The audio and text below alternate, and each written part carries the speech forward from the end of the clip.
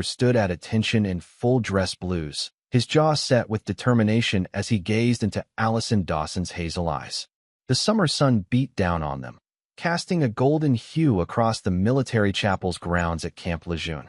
30 of their closest friends and family watched as they exchanged vows, a moment Travis had imagined since their first date 3 years ago. I, Travis Allen Mercer, take you, Allison Marie Dawson, to be my lawfully wedded wife. His voice remained steady, betraying none of the emotions churning inside him: pride, love, and a hint of apprehension about the deployment looming just 8 weeks away. Travis had joined the Marines at 19, seeking structure and purpose after a troubled youth in rural Pennsylvania. His father, a coal miner with a penchant for bourbon and disappointment, had taught Travis primarily what not to become. His mother, worn down by years of struggle, had passed when Travis was 16, leaving only a faded photograph and her unwavering belief that her son was destined for greatness. The Marines had recognized something in Travis that even he hadn't fully acknowledged: an unflinching resolve and analytical mind that made him perfect for special operations. By 25, he'd completed the grueling selection process for Marine Special Operations Command, MARSOC, becoming one of the elite operators tasked with the military's most sensitive missions. At the reception, Leo Ortega, Travis's staff sergeant and closest friend, raised a glass. To Travis and Allie, may your love be as strong as Travis's right hook, which saved my ass in Kandahar more times than I care to admit. Laughter rippled through the crowd. Allie beamed, her champagne glass catching the light. She'd met Travis when he was still finding his footing in the Corps, a young woman pursuing a marketing degree who'd been drawn to his quiet intensity and hidden vulnerability. For Travis, Allie represented everything good and normal, a contrast to the shadowy world he inhabited during deployments. Don't worry, Allie, Leo's wife Maria added, embracing the new bride. The MARSOC wives stick together. We've got your back while these knuckleheads are off playing hero. Travis caught Allie's eye across the table, detecting something. Uncertainty, perhaps, flickering across her face before her smile returned. Later that night, wrapped in the quiet of their new 2-bedroom home on the outskirts of Jacksonville, North Carolina, Travis traced patterns on Allie's bare shoulder. Second thoughts? He whispered. About us? Never. She nestled closer.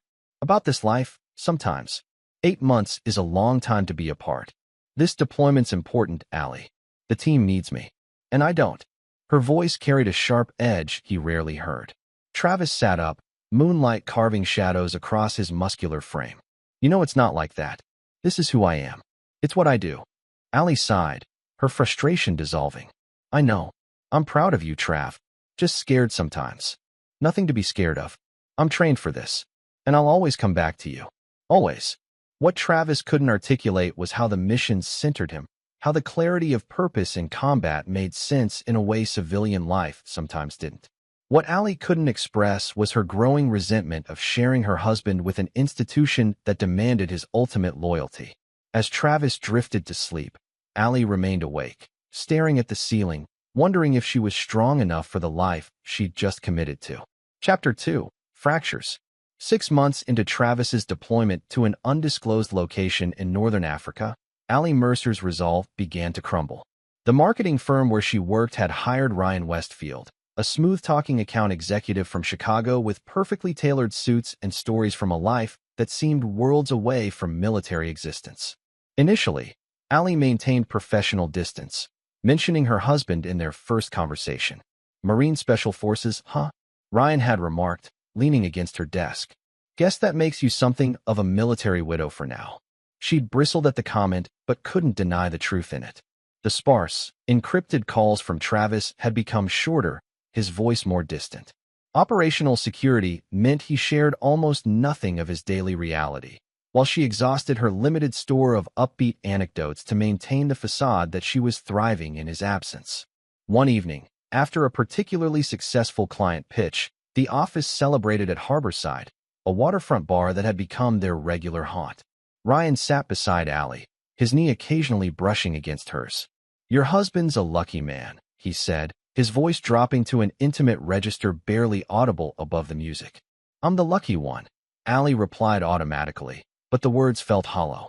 Ryan's eyes, intense, present, focused entirely on her, made her feel seen in a way she hadn't in months. Is that why you check your phone every 5 minutes, hoping for a message that rarely comes? The accuracy of his observation stung.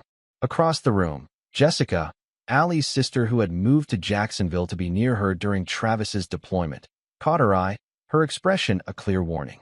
Later that night, Jessica confronted her in the bathroom. That guy is trouble, Allie. I've seen how he looks at you. We're just colleagues. Travis has been gone for months, Jess. My marriage isn't so fragile that I can't have male friends. Friends don't look at friends like they're imagining them naked, Jessica countered, fixing her lipstick in the mirror. And friends don't look back the way you were looking at him. The accusation hung between them, neither acknowledgeable nor entirely dismissible. At home, Allie found a new email from Travis, brief, formal, loving but distant. He'd be radio silent for the next 2 weeks. Operational necessity. She poured herself another glass of wine and stared at their wedding photo, wondering if the smiling couple existed anymore. When her phone buzzed with a text from Ryan. You got home okay? She hesitated only briefly before responding. Meanwhile, in a remote outpost, Travis and his team prepared for a high-risk extraction. Intelligence had identified an American hostage held by insurgents, and Marsoc had drawn the rescue operation. Thinking about your girl back home? Leo asked as they cleaned their weapons. Travis nodded, checking the action on his sidearm. Always. Maria says Allie's been quiet in the spouses group chats lately. Something in Leo's tone made Travis look up. What are you not saying, Ortega? Leo sighed, setting down his rifle. Probably nothing. Maria mentioned seeing some pictures on social media. Allie out with her co-workers. Some guy hanging pretty close.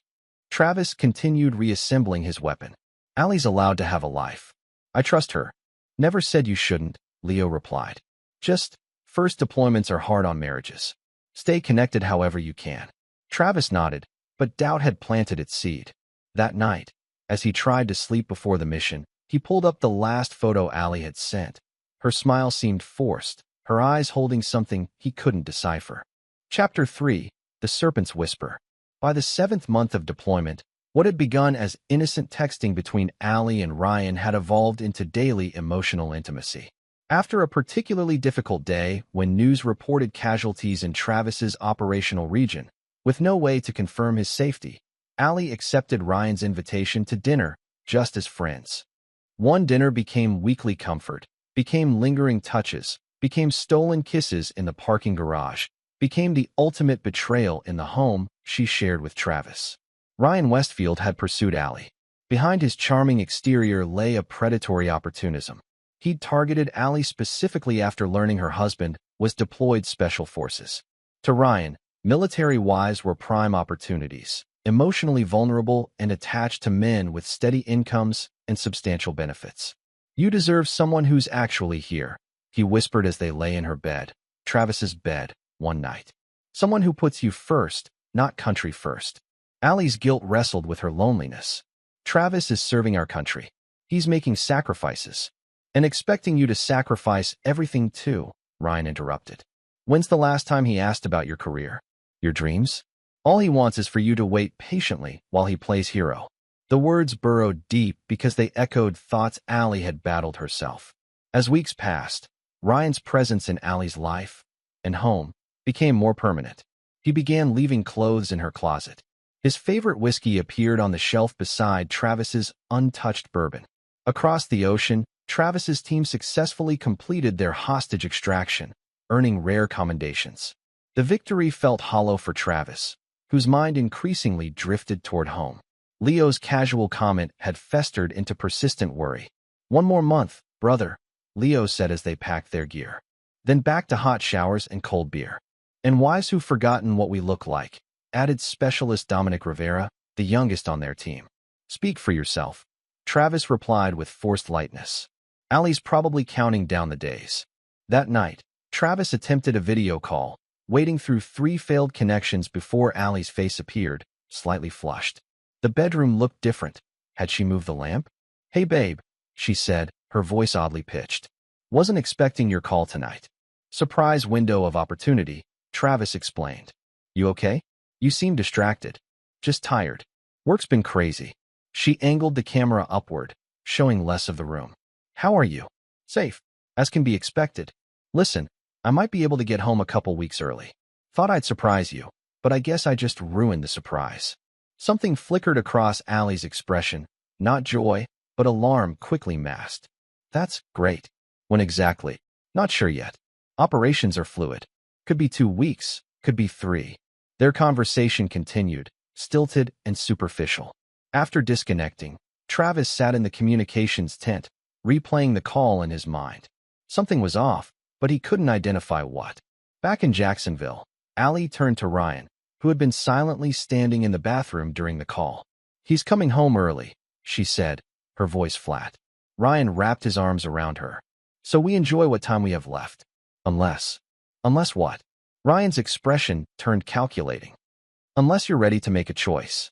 He'll be gone again, Allie. That's the life you signed up for. Endless deployments, constant worry, living for brief moments between extended absences. I made vows, Ryan. To a man who put his commitment to the Marines above his commitment to you. Ryan kissed her neck. Think about it. This house, the car he barely drives, his military benefits could support us while we build something better. What are you saying? I'm saying with his combat pay and savings, plus the military benefits if you divorced, we could have a fresh start. No more Jacksonville. No more waiting for crisis calls. Allie pulled away. You want me to take Travis's money? I want us to use resources available to build our life together, Ryan corrected smoothly. Besides, these military guys always land on their feet. The government takes care of them. The suggestion should have horrified her, should have been the moment she ordered Ryan out of her home and life. Instead, Allie found herself considering it. Hatred for her own weakness mixing with the temptation of an escape from her increasingly lonely existence. Ryan sensed her wavering. We don't have to decide tonight. But your husband will be home soon, and we need a plan. Either way, I'm not giving you up without a fight. What Allie didn't know was that Ryan had done this before, 3 times with other military wives. What Ryan didn't know was that Travis Mercer was not like the other husbands, and the storm brewing on the horizon would consume them all. Chapter 4, Homecoming. Captain Arthur Fleming regarded Travis with concern across his desk. You sure about this, Mercer? The scheduled return is only 2 weeks away. Family emergency, sir, Travis replied, maintaining parade rest. He couldn't explain his growing certainty that something was wrong at home. The intuition that had kept him alive through 3 combat tours was screaming that his marriage was in danger. Operational security remains in effect, Fleming reminded him. Your team extracted a high-value individual. There are people who would love to identify who was involved. Understood, sir. I'll maintain cover protocols. Fleming nodded. Your record speaks for itself, Mercer. Take the emergency leave. Report back in 3 weeks. 48 hours later, Travis touched down at Raleigh-Durham International Airport in civilian clothes, his military haircut hidden under a baseball cap. He'd told no one of his return. Not Allie, not Leo, no one. The drive to Jacksonville in his rental car gave him time to rehearse different scenarios. Perhaps his instincts were wrong. Perhaps Allie had simply been stressed about work.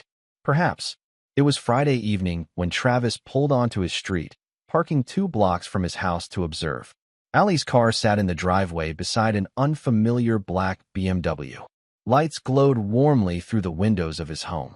Travis approached on foot, years of tactical movement making him a shadow among shadows. Through the living room window, he saw them, Allie laughing, wine glass in hand, curled against a man Travis had never seen before. The man wore Travis's USMC sweatshirt, lounging comfortably on Travis's couch, holding Travis's wife. Something cold and calculating replaced the initial surge of rage. Travis retreated, circling to the rear of the house where the bedroom window would be slightly open. Allie always complained the room got too stuffy otherwise. Positioned beneath the window, Travis heard their voices carried on the night air. Your friends still don't know about us? The man asked. Jessica suspects, Allie replied. She keeps making these comments about loyalty. The man laughed. Loyalty is overrated. You know what I told my buddy Derek? I said, the stupid Marine is overseas while I'm enjoying his house, his car, and his woman. Why should Travis get to keep all this when he's not even here to appreciate it? Travis's hands clenched into fists, his breathing controlled through practiced discipline. Ryan, Don't talk like that, Allie chided, but without real conviction. Besides, we need to be careful. If Travis found out before we're ready, what's he gonna do? The guy's been dodging bullets in some desert. He wouldn't know the first thing about handling someone like me. He's not just any Marine, Allie said quietly. He's MARSOC, Special Operations. Ryan scoffed. Special Operations or not, he's still just some military grunt. I grew up in Chicago. Your combat experience is nothing against my street fighting. Their voices faded as they moved deeper into the house. Travis stayed frozen, processing everything he'd heard, mapping his next moves. An hour later, after watching Ryan and Allie leave in the BMW, Travis entered his home using his key. The familiar space felt alien now, contaminated. He moved silently through each room, noting the evidence of another man's presence. Unfamiliar clothes in the closet, a different brand of coffee in the kitchen, a pair of expensive cufflinks on the dresser. In his office, Travis found his desk had been searched, papers rearranged in a way only someone with his training would notice. He checked the small safe hidden behind a false panel, still secure. Inside were his service weapon, backup documentation, and an emergency fund of $5,000 cash. Travis settled in to wait, formulating a plan. When headlights swept across the front window 3 hours later, he positioned himself in the darkened corner of the living room, silent and watchful. Allie entered first, laughing at something Ryan said as he followed, carrying takeout bags. They froze when Travis flipped on the lamp beside him. Travis, Allie gasped, her face draining of color. You're home early. Ryan recovered quickly, setting down the bags and extending his hand with artificial confidence. You must be the husband. Ryan Westfield. Look, this isn't what it seems. It's exactly what it seems, Travis replied, his voice dangerously calm. He remained seated, posture relaxed but alert. My wife and her lover, coming home after a night out. In my house. Allie stepped forward. Travis, please, I can explain. I heard enough through the bedroom window earlier. Travis cut her off. About how this stupid Marine is overseas while you enjoy his house, his car, and his woman. His gaze shifted to Ryan. That was you, right? Ryan's false bravado crystallized into something harder. He stepped forward, using his 2-inch height advantage to look down at Travis. Look, man, these things happen. Military marriages fall apart all the time. No need to make this uglier than it needs to be. Travis stood smoothly. You're in my house, wearing my clothes, sleeping with my wife, and you think there's a version of this that isn't ugly? Ryan's posture shifted subtly into a fighting stance. Your combat experience is nothing against my street fighting, he threatened, repeating the words Travis had overheard. I grew up fighting every day just to survive. Travis's expression didn't change. Actually, I'm not just any Marine. What happened next occurred so rapidly that Allie barely processed the movement. Travis sidestepped Ryan's telegraphed punch, caught the extended arm, and applied precise pressure to nerve clusters while simultaneously sweeping Ryan's legs. 3 seconds later, Ryan lay immobilized on the floor, face contorted in agony, a technique designed to incapacitate without permanent damage. Travis, stop! Allie screamed. You're hurting him. He's fine, Travis replied calmly. Just experiencing temporary nerve compression. He'll recover in about 30 seconds, which gives you time to start explaining why your lover has been accessing my personal files. Allie's expression shifted from fear to confusion. What? Ryan wouldn't. Someone's been through my office. Either you've developed an interest in my military documentation, or he has. Ryan groaned as sensation returned to his limbs. Travis allowed him to climb unsteadily to his feet, maintaining tactical distance. You're crazy, man, Ryan gasped, rubbing his arm. I never touched your stuff. Allie's face crumpled. Travis, please. This all just happened. I was lonely, and Ryan was there, and you decided the appropriate response was to move him into our home. Travis's voice remained unervingly controlled. To give him access to everything we built? It wasn't like that, Allie insisted, tears flowing now. Ryan, tell him we weren't planning anything. Ryan's eyes darted between Travis and the door, calculating his chances. Look, things got complicated. Allie was talking about divorce anyway. We were just trying to figure out next steps. Travis reached into his pocket and extracted a small digital recorder. Let's see what those next steps included, shall we? He pressed play, and Ryan's voice filled the room. With his combat pay and savings, plus the military benefits if you divorced, we could have a fresh start.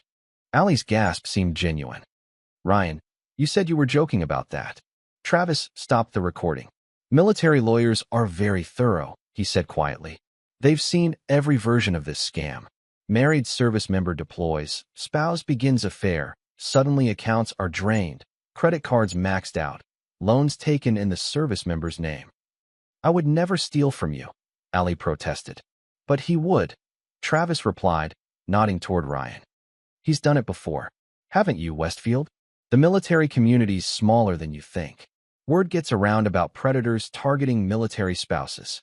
Ryan's expression confirmed Travis's suspicion. You don't know anything, he snarled. I know enough, Travis countered. Now you're both going to leave. You have 30 minutes to pack essential items. Anything else can be arranged through attorneys. Allie stepped forward, desperation in her eyes. Travis, please. I made a terrible mistake. We can work through this. We can't, Travis interrupted, his composure finally cracking to reveal the depth of his pain. You brought another man into our home, into our bed. You betrayed everything we built. And you were never here. Allie shouted, anger replacing her pleading. 8 months, Travis. 8 months of 5-minute calls and cryptic emails. 8 months of wondering if you were dead or alive while you chose the Marines over me every single day.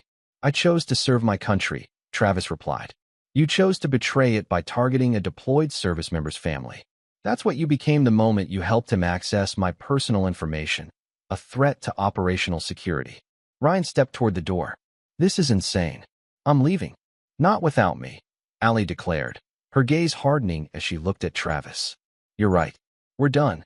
As they gathered their things under Travis's watchful eye, neither noticed him activate the recorder again, documenting every word, admission, piece of evidence that would protect him in what was to come. Chapter 5. The Aftermath. Travis sat alone in his contaminated home after Allie and Ryan departed, systematically working through his options. His training had prepared him for battlefield triage. Now he applied those principles to his shattered life. First priority, security. He changed the locks, reset all passwords, and placed a fraud alert on his credit. He contacted his bank, explaining that he was a recently returned service member with concerns about account access. The bank representative, a veteran herself, immediately froze his accounts pending his in-person verification. Second priority, documentation. Travis transcribed the recordings, photographed evidence of Ryan's presence in his home, and compiled a chronology of events. Military precision applied to marital catastrophe. Third priority, tactical assessment. Travis needed intelligence on his adversaries before planning his next move. At dawn, he called Leo. Holy shit, you're back early. Leo exclaimed. Why didn't you tell me? It's complicated, Travis replied. I need a secure place to stay and some help with surveillance. Silence stretched across the line. This about Allie? I found her with someone. A co-worker named Ryan Westfield. I need to know if they're planning anything I should worry about. Leo's voice darkened. Give me 2 hours. Maria's sister has a rental property standing empty. I'll text you the address. By noon, Travis had established a temporary base of operations in a small house near Camp Lejeune. Leo arrived with supplies and Dominic Rivera, the team's surveillance specialist. Not official business, Leo warned Dominic. Personal favor. Dominic nodded grimly. Military family is family. What do you need? Travis outlined his concerns about potential financial exploitation and security risks. This guy has targeted military spouses before. I need to know if he's done anything that could compromise operational security. You thinking OPSEC violation? Leo asked, suddenly more serious. OPSEC, operational security, was sacred. Breaches could endanger entire teams. I don't know, Travis admitted. But he had access to my home office where I keep some documentation. Nothing classified, but enough personal information to cause problems. Over the next 3 days, they established a rotation. While Travis met with a military attorney and secured his finances, Leo and Dominic tracked Ryan and Allie's movements. The picture that emerged was troubling. They're staying at the Hampton Inn off Highway 17, Dominic reported, showing Travis photographs. Westfield's made multiple calls to these numbers. He displayed a list. One's a law firm specializing in military divorces. Another's a private investigator. He's building a case, Travis murmured. There's more, Leo added. The PI he contacted specializes in digging up dirt on service members to use in divorce proceedings. Guy's known for targeting special operators, claiming PTSD and mental instability to secure favorable settlements. Travis absorbed this, his expression hardening. They're not just leaving. They're trying to destroy me. Looks that way, Leo confirmed. Question is, what are you going to do about it? Travis stared at the surveillance photos. First, I talked to Jessica. Allie's sister might know something. Then I decide if this is a defensive or offensive operation. Jessica Dawson met Travis at a coffee shop near the community college where she taught. Her expression was a mixture of sympathy and guilt. I tried to warn her, Jessica said after Travis explained what he'd discovered. I knew something was happening with that guy, but Allie swore it was just friendship. When did it start? Jessica sighed. 3 months into your deployment, he started showing up everywhere. Always so helpful, so understanding. I told Allie he was too smooth, but she said I was paranoid. Did she mention anything about money? Access to my accounts. Jessica hesitated.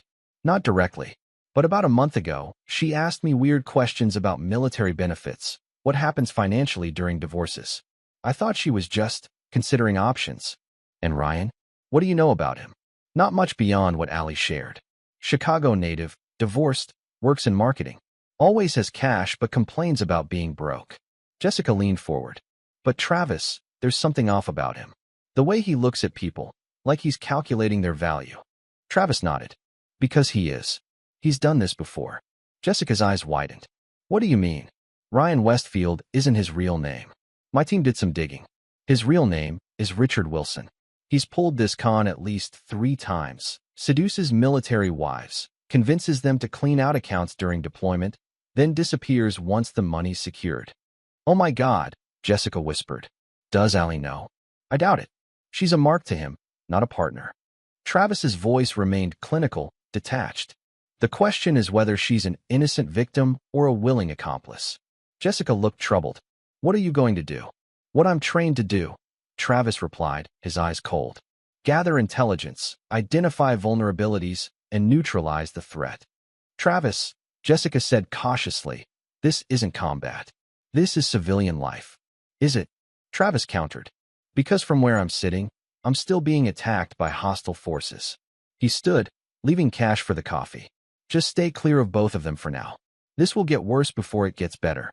That evening, in the rental house, Travis compiled everything he'd learned into an operational assessment.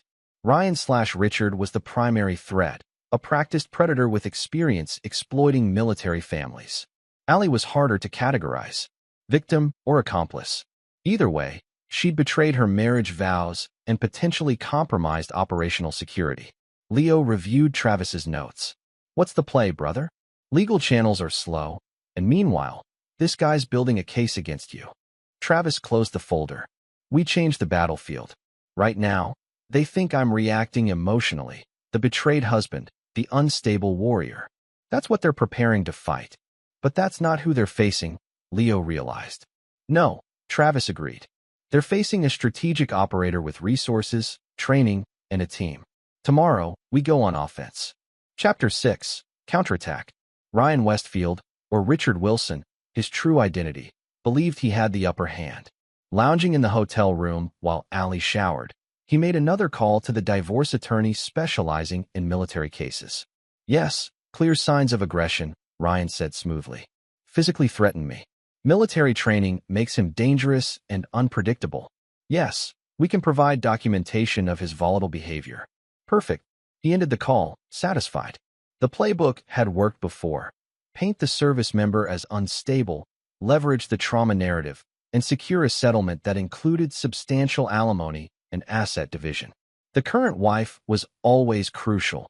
Her testimony about her husband's alleged instability carried weight with judges. Allie emerged from the bathroom, wrapped in a towel, her eyes red from crying. Ryan's demeanor instantly softened. Hey, it's going to be okay, he soothed. Gerald says we have a strong case. Travis's behavior when he confronted us works in our favor. I don't want to hurt him anymore, Allie said quietly. I just want to end this cleanly. Ryan hid his frustration. If Allie backed out now, the payoff would be minimal. He needed her cooperation for maximum financial extraction. The cleaner the break, the better for everyone. He agreed, choosing his words carefully. But we need protection. The way he attacked me, that's not normal, Allie. He's been in combat too long. Doubt flickered across Allie's face. He wasn't himself, but he didn't really hurt you. This time, Ryan emphasized. Military guys with PTSD can snap. I've seen it happen. He hadn't, but the lie served his purpose. We need legal protection, which means documenting his behavior. Allie nodded reluctantly, her judgment clouded by guilt and confusion. She still loved Travis. That was the problem. Despite everything, part of her wanted reconciliation, not retribution. Meanwhile, Travis's counteroffensive began at dawn. First target, Ryan's credibility. Dominic had discovered Ryan was driving with a suspended license from Illinois. Additionally, the BMW was leased under a different name, Anthony Pinder, with missed payments. Anonymous tip to police, Travis instructed. Highway patrol checkpoint near their hotel at 2 p.m. when they usually go out for lunch. Second target, Ryan's professional standing. Leo had uncovered that Ryan's marketing credentials were falsified. His claimed MBA from Northwestern was fictional, and his supposed Chicago agency experience non-existent. Send this documentation to his current employer, Travis directed. Anonymously, from a concerned client who discovered discrepancies. Third target, Allie's perception of her lover. Jessica had provided access to Allie's laptop during a brief visit, allowing Dominic to clone her email credentials. Now they monitored communications, waiting for strategic openings. They didn't wait long. By afternoon, Ryan was in police custody for the suspended license and questionable vehicle registration. The BMW was impounded, leaving Allie stranded at the hotel. When Ryan called, demanding she bail him out, Dominic captured the conversation through the compromised phone. What do you mean you don't have access to cash? Ryan's voice was harsh, nothing like his usual smooth tone. Use your credit cards. They're maxed out, Allie replied. I've been paying for everything since we left. Figure it out. Ryan snapped before the call ended. Travis listened to the recording, noting Allie's distress and Ryan's true colors emerging under pressure. Send her the Northwestern verification email, he instructed. Minutes later, Allie received an official-looking message from Northwestern University Verification Services, responding to her supposed inquiry about Ryan Westfield's credentials. No record found. By evening, Ryan's employer had received documentation of his falsified resume. Before he could even make bail, he'd been terminated via email. The systematic dismantling continued for 3 days. Each time Ryan or Allie attempted to advance their position, they found obstacles. The divorce attorney dropped them after receiving anonymous evidence of Ryan's previous identity fraud. The hotel asked them to leave after credit card payments were declined. Ryan's remaining cash dwindled with bail costs and legal fees. On the 4th day, Travis intercepted a text from Ryan to an unknown number. Need to accelerate timetable. Military husband becoming problem. Asset extraction must happen immediately. Asset extraction, Leo repeated grimly when Travis showed him. That confirms it. Travis nodded. Time for the finishing move. That afternoon, as a desperate Ryan attempted to salvage his plan by pressuring Allie to contact Travis about retrieving her things from the house, Travis positioned his team. Leo stationed himself near the hotel, tracking Ryan's movements. Dominic monitored electronic communications. Travis waited at home, doors unlocked, security cameras active. When Allie arrived alone, Travis greeted her calmly in the living room. Where are your things? She asked, her voice small. It looks empty. Packed away, Travis replied. Seemed appropriate after strangers occupied my home. Allie flinched. I deserve that. You deserve worse, Travis said evenly. But that's not why you're here. Your sister tells me you're running out of options. Jessica talked to you? Allie looked betrayed. Family loyalties are complicated, Travis observed. Like how your boyfriend's loyalty is to your money, not to you. Allie's defensive posture faltered. What are you talking about? Travis activated a tablet showing Ryan's intercepted communications, including messages to previous victims and conversations with associates about asset extraction. Ryan Westfield is actually Richard Wilson, Travis explained clinically. He's done this exact routine with 3 other military wives. Seduce, isolate, convince them to drain accounts, then disappear with the cash. Allie's face drained of color. No, he wouldn't. He already has. Multiple times. Travis scrolled through more evidence. He's been planning to use you to access my money from the beginning. Once he had it, you'd never see him again. Tears welled in Allie's eyes. Why are you showing me this? Because despite everything, you're still my wife, Travis said, his voice finally softening slightly. And no one deserves to be used like this. Allie sank onto the couch, confronted with the magnitude of her mistake. I've ruined everything, she whispered. Yes, Travis agreed without malice. You have, but you can choose not to be his accomplice in financial fraud. His phone buzzed, a text from Leo. Target on move toward your location. ETA 10 minutes. Travis showed Allie. He's coming here now. Probably realized you might reconcile with me and cut him off from potential payday. What do we do? Allie asked, genuine fear in her eyes. We let him reveal himself, Travis replied. But first, you need to decide whose side you're on. The moment of truth had arrived as Ryan's rental car pulled into the driveway. Inside the house, Travis had given Allie a crucial choice. One that would determine not just the end of their marriage, but the nature of that ending. Chapter 7. The Trap. Ryan charged through the front door without knocking, his face contorted with barely contained rage. Finding Allie and Travis sitting calmly in the living room stopped him short. What the hell is this? He demanded, glaring at Allie. I thought you were just getting your things. We were talking, Allie replied, her voice surprisingly steady. About who you really are, Richard. Ryan's expression flickered, a microsecond tell that confirmed the accusation. He recovered quickly, forcing a confused laugh. Who's Richard? Allie, has he been feeding you lies? Travis remained seated, posture relaxed but alert. Northwestern has no record of your MBA, Richard.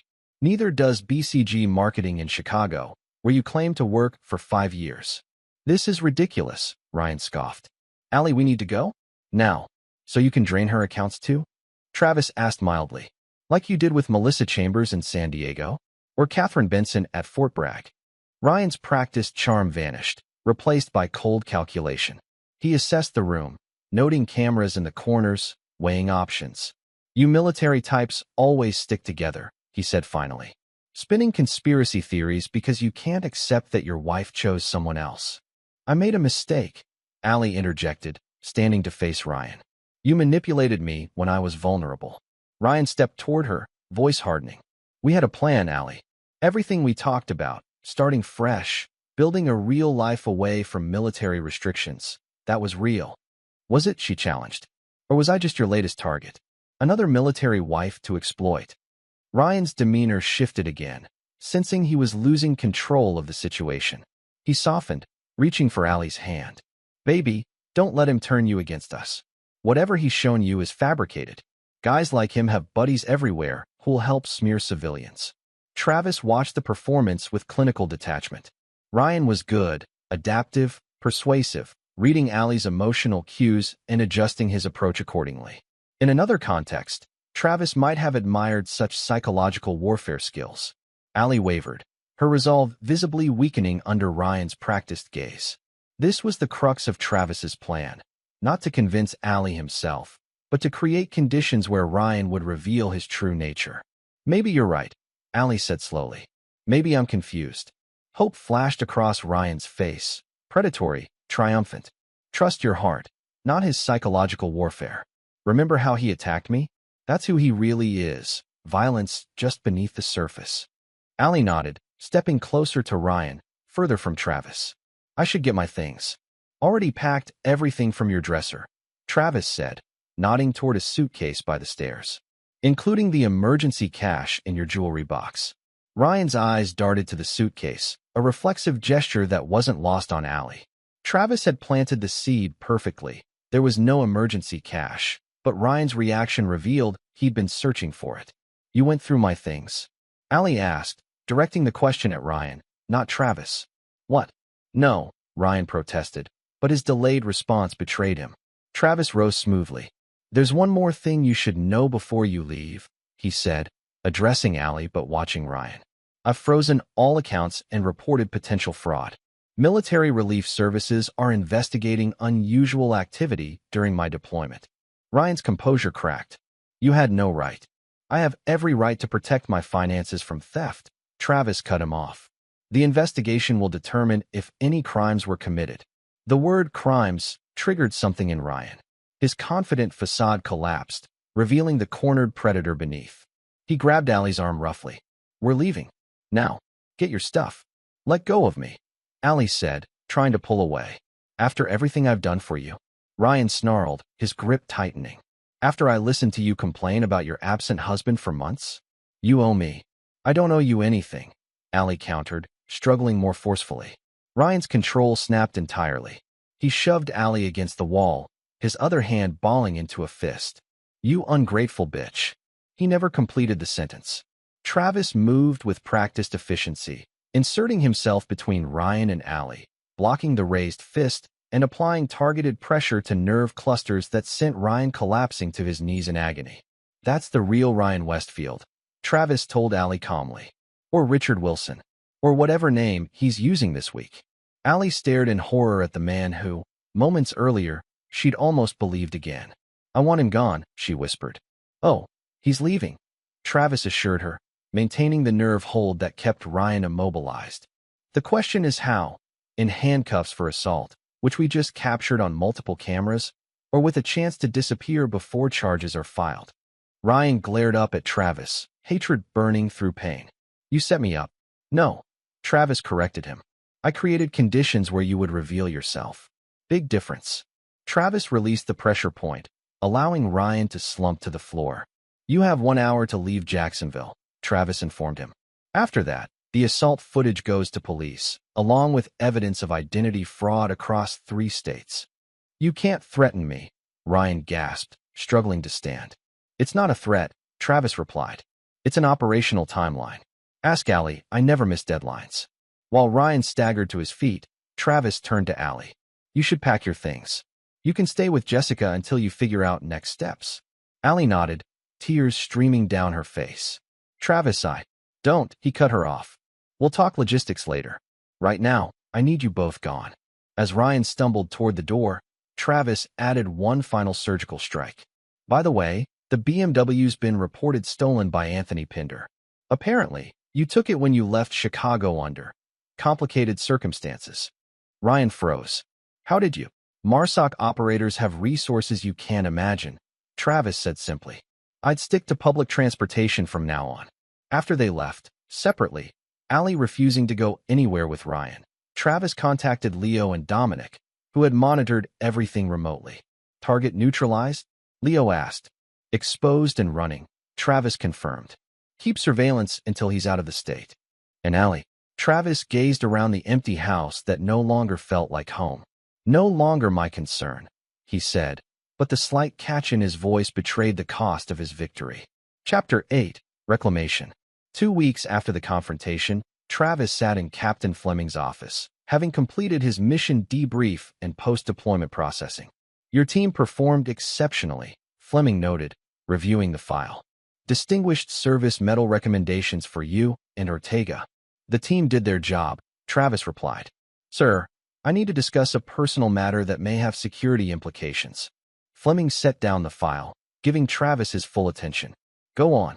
Travis outlined the situation clinically, the affair, Ryan's background, the potential access to personal documentation, and the steps taken to mitigate any security risks. Fleming listened without interruption, his expression grave. You should have reported this immediately. Yes, sir. I made a judgment call to handle the personal aspects first, then address potential security concerns once I had complete information. And do you have complete information now? Travis nodded. As far as I can determine, there was no breach of operational security. The individual was primarily interested in financial exploitation, not military intelligence. Fleming studied him. Your personal judgment may be compromised in this situation, Mercer. With respect, sir, my judgment is what identified and neutralized the threat, Travis countered. I'm reporting now because protocol demands it, not because I believe there's ongoing risk. After a long moment, Fleming nodded. I'll initiate a security review, but I'm inclined to accept your assessment. You've never given me reason to doubt your judgment. He paused. And the personal aspects. Those require attention too. Being addressed, sir, Travis replied stiffly. The Corps has resources. I'm aware, Travis interrupted, then added, "Sir." Fleming sighed. "Very well. Complete the security paperwork with intelligence. Take 2 weeks leave." "That's an order." "Yes, sir." Outside the headquarters building, Leo waited, leaning against his truck. How'd the old man take it? About as expected. Security review, mandatory leave. Travis climbed into the passenger seat. How's the surveillance? Target left state lines 3 days ago. Last tracked to Boston, likely establishing new hunting grounds. Leo started the engine. And the wife? Ex-wife, soon enough. Paperwork's filed. Leo navigated toward the base exit. "You're welcome to stay with us as long as needed. Maria's got the guest room ready." Travis stared out the window at the familiar landscape of Camp Lejeune. "I need my own place." "New start." "Understandable," Leo agreed. "But isolation's not the answer, brother." The team's concerned. "I'm fine." "Bullshit," Leo said bluntly. "You're operational. There's a difference." Travis didn't answer immediately, recognizing the truth in Leo's assessment. He'd approached his marital collapse like a mission: identify threats, develop strategy, execute. The approach had been effective for neutralizing Ryan and protecting his finances, but left no framework for processing the emotional devastation. "One day at a time," Travis finally said. "Right now, I need space to think." Leo nodded, respecting the boundary. "Where to then?" "Oceanfront. Southern end." 20 minutes later, they pulled up to a weathered beachfront property with a "for rent" sign. Travis had discovered it during his surveillance operations, a seasonal rental, currently vacant in the off-season. The property manager, a retired Marine himself, recognized Travis's military bearing immediately. "Deployment housing fell through," he guessed. "Something like that," Travis acknowledged. 3-month minimum lease, utilities included, the manager said, leading them through the modest 2-bedroom cottage. "Ocean's right there. Good for clearing your head." Travis surveyed the sparse furnishings, the unobstructed view of the Atlantic, the isolation. "I'll take it." Later that evening, sitting on the weathered deck with nothing but the rhythmic crash of waves for company, Travis allowed himself to feel everything he'd suppressed during the operational phase of his response: the betrayal, the rage, the grief for a future that would never materialize. His phone buzzed with a text from Jessica. "Allie's a mess. Genuinely regrets everything. Asking if you'll meet to talk." Travis stared at the message without responding. Part of him, the part trained to complete the mission regardless of personal cost, wanted to delete the message and Jessica's contact entirely. But another part recognized that healing required closure, not just revenge. He typed a reply. "Not ready. Maybe later." Jessica's response came immediately. "Understand. She'll wait. P.S. Ryan's car got repossessed today. Karma works." Despite everything, Travis felt his lips curve slightly. The tactical victories provided satisfaction, but not peace. That would require harder work than even MARSOC training had prepared him for. For the next 2 weeks, Travis established a Spartan routine. Dawn runs on the beach. Physical training to exhaustion. Minimal contact with the outside world except for Leo and his team. In the evenings, he sat on the deck, watching the ocean and gradually allowing himself to remember not just the betrayal, but everything before it. The good moments with Allie, the dreams they'd shared, the future they'd planned. On the 15th day, Travis received an unexpected visitor. Benjamin Porter, his former neighbor, pulled into the sandy driveway in his pickup truck. "Leo told me where to find you," Ben explained, settling onto the deck chair beside Travis. "Thought you might want company that isn't military for a change." Travis accepted the beer Ben offered. "How's the neighborhood?" "Quiet. Your house sold fast." Ben took a long drink. "Allie left town. Job transfer to Raleigh, I heard." Travis nodded, processing this new information. "Probably for the best." "Probably," Ben agreed. After a companionable silence, he added, "Guys at the VFW ask about you. Schmidt says you're welcome anytime." Travis hadn't considered returning to the veterans community he'd been part of before deployment. The idea of civilian interaction still felt overwhelming. "Maybe someday," he said. Ben didn't push. "When you're ready." No timeline. They watched the sunset in silence, the simple presence of non-military friendship offering Travis a glimpse of the wider world beyond his tactical existence, a world he would eventually need to rejoin. That night, Travis made 2 decisions. First, he would accept the Distinguished Service Medal rather than declining as he'd planned. Second, He would respond to Allie's request for a meeting, not for reconciliation. That bridge was irrevocably burned, but for mutual liberation from the limbo of unresolved endings. Chapter 9. Resolution. The coffee shop in Wilmington provided neutral territory, far enough from Jacksonville to avoid unwanted encounters. Travis arrived early, securing a corner table with clear sight lines to all exits, operational habits that might never fade. When Allie entered, Travis almost didn't recognize her. The confident marketing professional had been replaced by someone smaller somehow, her designer clothes exchanged for simple jeans and a sweater, her carefully maintained highlights grown out to reveal natural brown. "Thank you for meeting me," she said, sliding into the chair across from him. Travis nodded, studying her without speaking. "I don't know where to start," Allie admitted after the silence stretched uncomfortably. "Why did you want this meeting?" Travis asked, his voice neutral. Allie wrapped her hands around her coffee cup. "To apologize. To explain, if you'll let me. Not to justify, nothing justifies what I did, but to help you understand." "I understand predators target vulnerability," Travis replied. "Ryan saw an opportunity and exploited it." "It wasn't just him," Allie said quietly. "I made choices. Terrible ones." Travis leaned back, creating psychological distance. "Why now?" "It's been 2 months. Because I needed to understand myself first," Allie explained. "I've been in therapy, trying to figure out how I became someone who could betray everything I claimed to value." Travis hadn't considered this possibility, that Allie might be engaged in her own form of after-action review, analyzing the failure points in her character. "And what did you discover?" he asked, genuine curiosity breaking through his defenses. "That I was never prepared for military life," Allie answered honestly. "I loved you, still do, but I hated sharing you with the Corps. Every deployment, training exercise, time national security came before our plans. It built resentment I never acknowledged." "You could have talked to me," Travis pointed out. "Could I?" Allie challenged gently. "You were always so certain about your path, so committed to the mission. Whenever I expressed doubts, you reassured me about the importance of your work, never acknowledging that your certainty came at my expense." The accusation stung because it contained truth Travis had avoided confronting. His devotion to duty had sometimes blinded him to Allie's struggles. "That still doesn't justify betrayal," he said firmly. "No," Allie agreed immediately. "Nothing does. I'm not asking for forgiveness, Travis. I don't deserve it. I'm asking for completion. For us both to acknowledge what happened so we can move forward separately." Travis studied her, recognizing genuine remorse. The tactical part of him remained wary.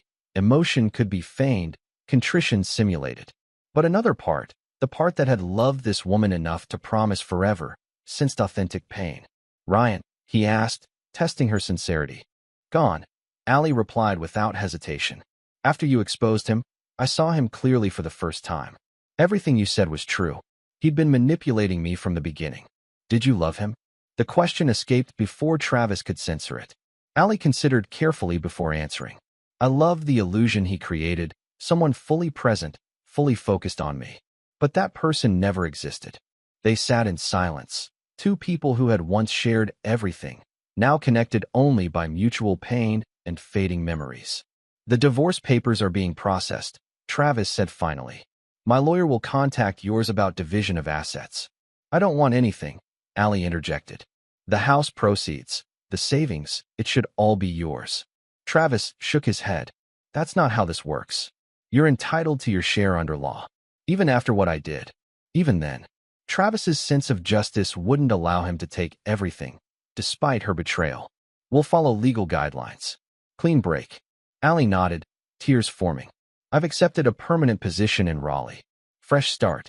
"Good," Travis said, meaning it. "Distance will help us both." As they prepared to leave, Allie hesitated. "Can I ask one thing? Are you okay? Really okay?" The question caught Travis off guard. For months, his focus had been operational. Neutralize threats, secure positions, advance tactically. No one, not even Leo, had asked so directly about his emotional state. "I will be," he answered truthfully. "Different, but okay." Allie reached across the table, her fingers stopping short of touching his. "You deserve happiness, Travis. I hope you find it." Outside the coffee shop, they parted without physical contact. No hug, no handshake, just a final nod of acknowledgement. As Travis watched Allie walk away, he felt something shift inside him. Not forgiveness exactly, but a loosening of the cold, tactical mindset that had protected him through the worst of the betrayal. 3 days later, Travis received notification that his security review had been completed with no concerns identified. Captain Fleming requested a meeting. The Distinguished Service Medal ceremony is next month, Fleming informed him. You'll be there? Yes, sir, Travis confirmed. I've reconsidered my position. Fleming nodded approvingly. Good. And your personal situation? Resolved, sir. Divorce proceeding amicably. And your future with the Corps? Fleming asked the question Travis had been avoiding. Before the betrayal, Travis had been considering a training position that would mean less deployment but continued service. The events of recent months had disrupted those plans, leaving his career path uncertain. Still under consideration, sir, Travis admitted. Fleming leaned forward. The training command position is still available. Your experience would be invaluable to the next generation of operators. With respect, sir, I need more time. Take it, Fleming said unexpectedly. But remember, the Corps isn't just a mission, Mercer. It's a family. And family helps you rebuild when everything else falls apart. The words resonated more deeply than Travis anticipated. Throughout his ordeal, his military brothers had rallied around him. Leo offering unwavering support, Dominic providing technical expertise, even Captain Fleming granting latitude beyond regulations. While his marriage had crumbled, his military family had strengthened. I'll remember that, sir, Travis promised. 2 weeks later, Travis stood on the beach outside his rental cottage, watching a storm front approach from the Atlantic. Dark clouds gathered on the horizon, mirroring the turbulence he'd weathered in recent months. His phone rang. Leo, checking in as he did every few days. Training command called again. Leo reported without preamble. They're holding the position, but need an answer by month end. Travis watched lightning fork across distant clouds. What would you do? Continue serving, Leo answered without hesitation. Different capacity, same mission. Plus, someone needs to teach these new operators how to handle both battlefield chaos and homefront disaster. Travis considered this perspective, the idea that his painful experience might become valuable wisdom for others facing similar challenges. I'll think about it, he promised. After ending the call, Travis walked along the shoreline as the storm approached, wind whipping sand against his skin. The future remained uncertain, his marriage irretrievably lost, his career at a crossroads, his heart still healing from profound betrayal. But for the first time since returning to find another man in his home, Travis felt something beyond tactical calculations stirring within him. Not happiness, not yet, but possibility. The storm would hit, as storms always did. But Travis Mercer had weathered worse and emerged stronger, different, scarred, but unbowed. As rain began to fall, Travis turned toward the cottage, no longer running from the storm, but moving purposefully through it. One mission had ended. Another waited beyond the horizon, and he would be ready when it arrived. This is where our story comes to an end. Share your thoughts in the comments section. Thanks for your time. If you enjoy this story, please subscribe to this channel. Click on the video you see on the screen, and I will see you there.